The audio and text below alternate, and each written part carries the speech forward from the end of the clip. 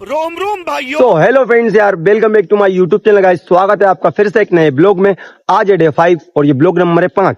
और जो लोग हमें देखते हैं डेली उन लोगों को तो पता ही होगा, ये हमारी लाइफ स्टोरी है। जो हमारा पिछला ब्लॉग खत्म हुआ था वो इस पर हुआ था कि इनने मुझे जेल पर फोन लगाया और मैंने इनसे एक ही बात कही कि मुझे प्लीज जेल से छुड़ा लो मेरे माता पिता के लिए।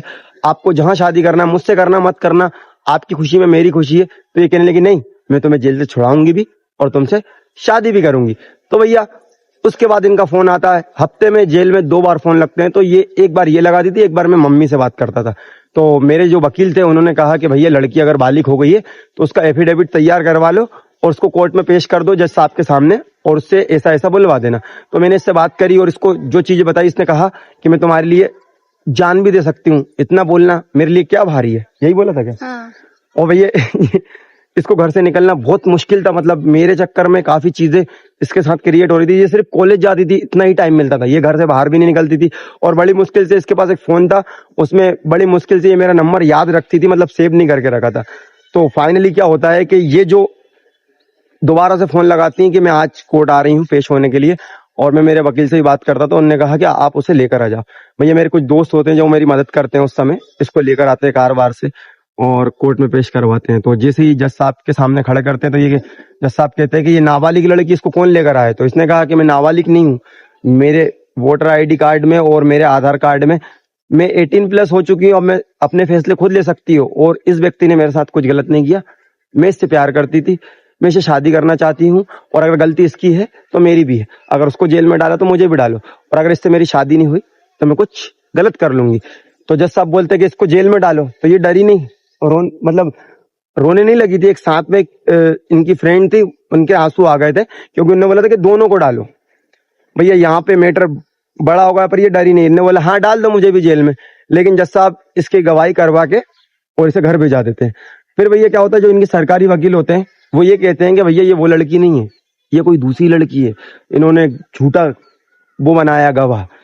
लेकिन अपन ने डॉक्यूमेंट लगवाए थे ओरिजिनल वाले। तो जज साहब ने कहा कि भैया एक बार और लड़की को पेश करवा दो। तो अपन ने बोला ठीक है करवा देंगे। लेकिन इसकी परेशानी तब बढ़ी जब इसको घर से निकलने के लिए बंद करवा दिया गया।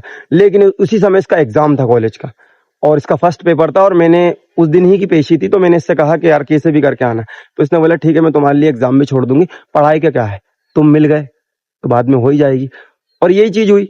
ये भैया इनके कोई रिलेशन में है, रिलेटिव, उन लोगों ने इसको, मेरे मम्मी पापा और उन लोगों ने लेकर आए कोर्ट में और फिर पेश करवाया। तो जज साहब समझ गए कि यार ये लड़का झूठा फंसाया जा रहा है, ये गलत नहीं है, समझ रहे हो ना।